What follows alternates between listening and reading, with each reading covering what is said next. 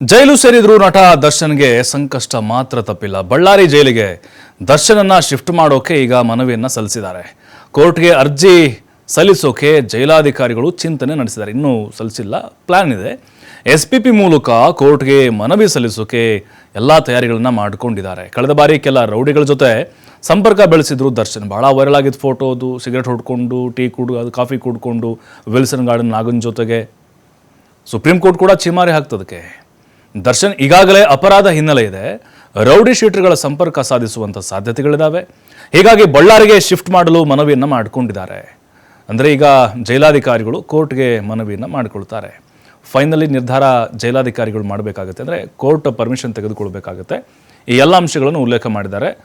ಮೊದಲ ಬಾರಿಗೆ ಅವರು ಜೈಲಿಗೆ ಹೋದಾಗ, ಅಂದರೆ ಲಾಸ್ಟ್ ಟೈಮ್ ಹೋದಾಗ ನೋಡಿದ್ವಿ ಏನೆಲ್ಲ ಎಡವಟ್ಟುಗಳನ್ನು ಮಾಡ್ಕೊಂಡಿದ್ರು ಅಂಥೇಳಿ. ಹಾಗಾಗಿನೇ ಅವ್ರನ್ನ ಬಳ್ಳಾರಿ ಜೈಲಿಗೆ ಶಿಫ್ಟ್ ಮಾಡಿದರು.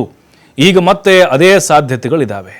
ದರ್ಶನ್ ಅವರು ಸುಮ್ಮನೆ ಇದ್ದರೂ ಅಲ್ಲಿದ್ದಂಥವ್ರು ಬಿಡಬೇಕಲ್ಲ. ಸಣ್ಣ ಪುಟ್ಟ ರೌಡಿಗಳಿರ್ತಾರೆ, ಕೊಲೆ ಮಾಡಿ ಬಂದಂಥವ್ರು ಇರ್ತಾರೆ, ಅಥವಾ ರೇಪ್ ಮಾಡಿ ಬಂದಂಥವ್ರು ಇರ್ತಾರೆ. ಮತ್ತು ಇವರು ಸಂಘ ಮಾಡಿಕೊಂಡು ಅಲ್ಲೇ ಒಂದು ಗ್ಯಾಂಗ್ ಕಟ್ಕೊಳ್ಬಾರ್ದು ಅಂತ